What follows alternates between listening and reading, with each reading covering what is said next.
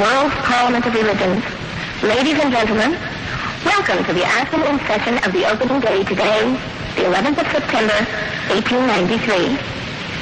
We now introduce you to Swami Vivekananda from India and request him to address us. Swami Vivekananda. Sisters and brothers of America,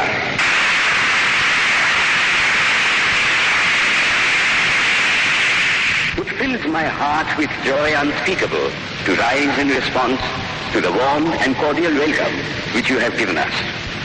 I thank you in the name of the most ancient order of monks in the world. I thank you in the name of the mother of religions. And I thank you in the name of the millions and millions of Hindu people of all classes and sects.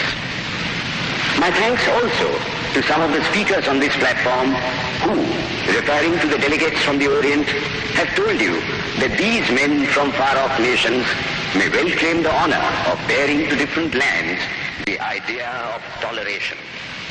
I am proud to belong to a religion which has taught the world both tolerance and universal acceptance.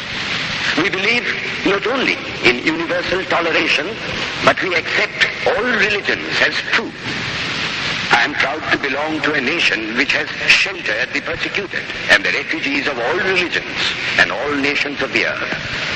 I am proud to tell you that we have gathered in our bosom the purest remnant of the Israelites who came to southern India and took refuge with us in the very year in which their holy temple was shattered to pieces by Roman tyranny.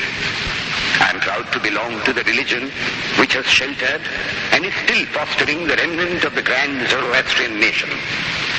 I report to you, brethren, a few lines from a hymn which I remember to have repeated from my earliest boyhood, which is every day repeated by millions of human beings. As the different streams, having their sources in different places, all mingle their water in the sea, so, O Lord, the different paths which men take through different tendencies, various though they appear, crooked or straight, all lead to Thee. The present convention, which is one of the most august assemblies ever held, is in itself a vindication, a declaration to the world of the wonderful doctrine preached in the Gita. Whosoever comes to me, through whatsoever form, I reach him. All men are struggling through paths which in the end lead to me. Sectarianism, bigotry, and its horrible descendant, fanaticism, have long possessed this beautiful earth. They have filled the earth with violence, drenched it often and often with human blood, destroyed civilization, and sent whole nations to despair. Had it not been for these horrible demons, human society would be far more advanced than it is now.